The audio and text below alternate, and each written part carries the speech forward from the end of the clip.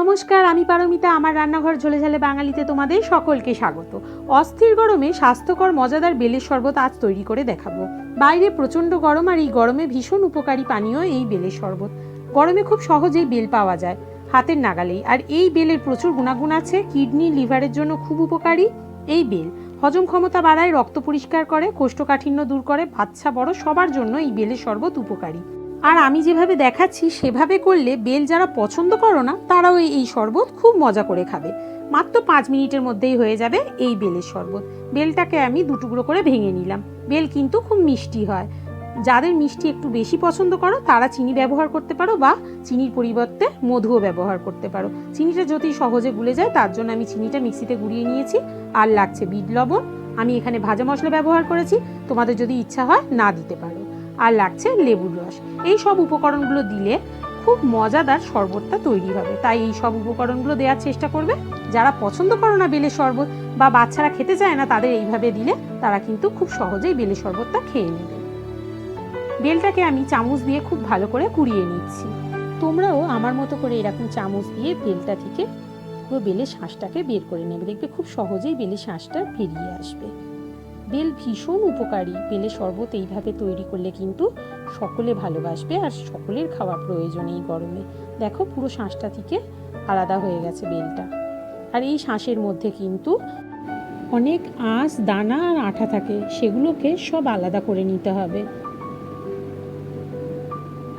1 minute জলে ভিজিয়ে রাখলেই বেলের শাঁসটা নরম হয়ে যাবে। তার জন্য 1 মিনিট ভিজিয়ে রাখবে।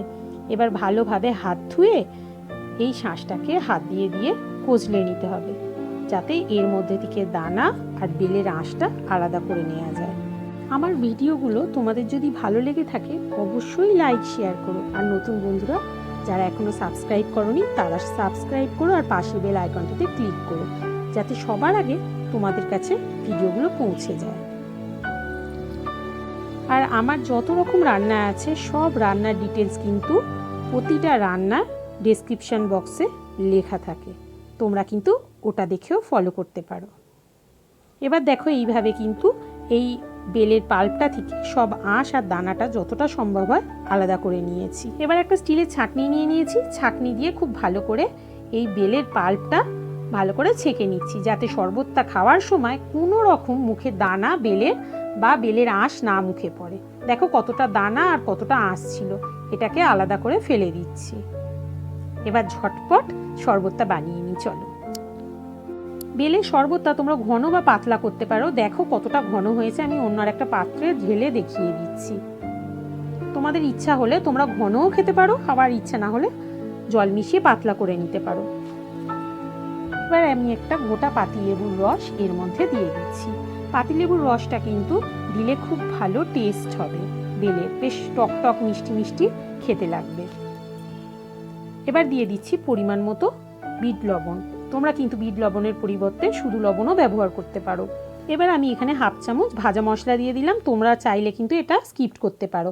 আর দিয়ে দিচ্ছি চিনি গুঁড়ো। খুব ভালো মতো সব উপকরণগুলোকে গুলে নিচ্ছি। বেলের শরবতটা পুরো রেডি হয়ে গেছে, কিন্তু শরবতটা খুব ঘন, তাই আমি এটাকে একটু পাতলা করে দিচ্ছি ঠান্ডা জল দিয়ে। তোমরা কিন্তু ঘন বা পাতলা নিজেরা যে যেরকম শরবত খাবে সেইভাবে তৈরি করে নেবে। এবার খুব ভালো করে গুলে নিয়েছি। এবার 2টো গ্লাস নিয়েছি, তার মধ্যে দিয়ে দিচ্ছি বরফ। বরফটা দেওয়া অপশনাল, তোমরা ইচ্ছা না হলে দেবে না, কিন্তু বাচ্চাদের বা বড়দের এরকম সাজিয়ে দিলে ওরা খুব সহজেই এই শরবত খেয়ে নেবে। তোমরা নিজেদের স্বাদের জন্য নুন আর মিষ্টিটা দেখে নেবে। আমি এখানে লেবু আর পুদিনা পাতা দিয়ে সাজিয়ে দিচ্ছি, তাহলে দেখতেও ভালো লাগবে আর খেতেও কিন্তু খুব ভালো লাগবে। তাহলে বুঝতেই পারলে কত সহজে ঝটপট তৈরি হয়ে গেল স্বাস্থ্যকর বেলের শরবত।